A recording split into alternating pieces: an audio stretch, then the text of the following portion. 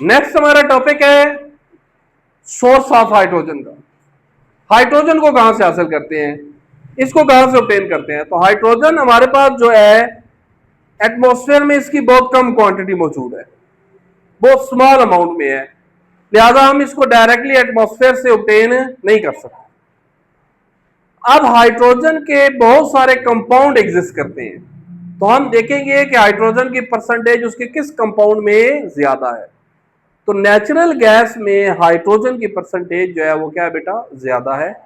हम क्या करते हैं, हम नेचुरल गैस की इनकम्प्लीट कंबस्शन करते हैं।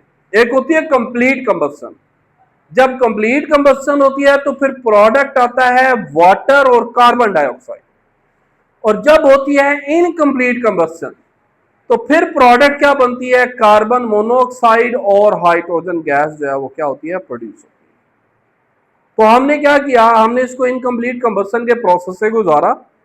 उस इनकम्प्लीट कंबस्शन के रिजल्ट में हमें प्रोडक्ट क्या मिली, कार्बन मोनोऑक्साइड और हाइड्रोजन गैस मिली। अब ये पूरा मिक्सचर क्या कहलाता है, वाटर गैस कहलाता है। अब वाटर गैस में से हमें तो क्या चाहिए, हाइड्रोजन।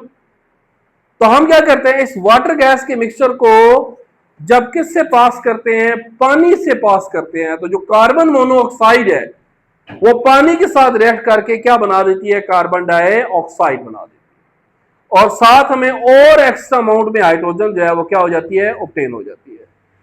यूं हमारा एक और कमर्शियल जो इंपॉर्टेंट केमिकल है जिसका नाम हाइड्रोजन है, हमने उसको भी इंडस्ट्रियल स्केल पे क्या कर लिया, तैयार कर लिया।